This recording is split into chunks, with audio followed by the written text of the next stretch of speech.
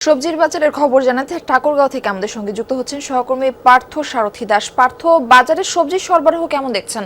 দাম নিয়ে ক্রেতা বিক্রেতাদের প্রতিক্রিয়া কি জানাবেন এই বিষয়ে? সবজির বাজারে পর্যাপ্ত সবজি উঠেছে। আমি এখন রয়েছি ঠাকুরগাঁয়ের গোবিন্দনগর যে সবজি আড়ত রয়েছে সেই আড়তে রয়েছি। এখানে ঠাকুরগাঁও সহ আশেপাশে যে উপজেলা রয়েছে সেই উপজেলাগুলো থেকে কৃষকেরা এখানে বিভিন্ন ধরনের সবজি এখানে তাদের উৎপাদিত সবজি নিয়ে আসেন। আর এখানে মূলত বিভিন্ন পাইকার যারা রয়েছে সেই পাইকারদের কাছে কৃষকরা আসলে এই সবজিগুলো বিক্রি করে থাকেন এবং পাইকারদের কাছ থেকে আবার খুচরা বিক্রেতাদের কাছে চলে যায় এসব সবজি।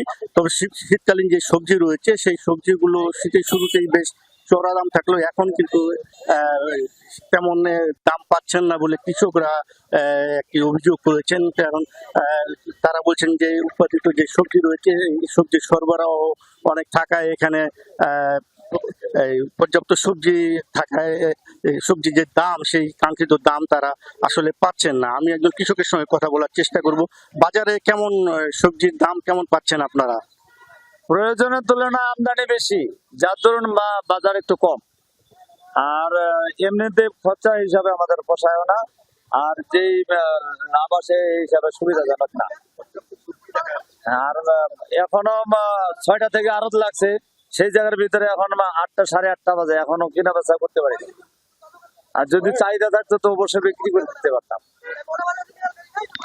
হ্যাঁ, মাত্র যে শুনলেন যে পর্যাপ্ত সবজি রয়েছে কিন্তু ক্রেতা তেমন নাকি পাচ্ছেন না, এবং ক্রেতা বলতে পাইকার যারা রয়েছে সেই পাইকাররা কম আসছেন, যার ফলে এই সবজির আড়তে বেচাকেনাটা কিছুটা ঘাটতি রয়েছে, কিছুটা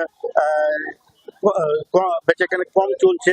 তবে এখানে যারা ক্রেতা যারা রয়েছে ক্রেতাদের সঙ্গে আমি কথা বলার চেষ্টা করছি। ক্রেতারা বলছেন যে তারা বরাবরের মতোই সবজির যে শীতকালীন সবজির যে দাম সেটি মোটামুটি সাধ্যের মধ্যেই রয়েছে বলে ক্রেতারা জানিয়েছেন। প্রার্থ, ধন্যবাদ আপনাকে।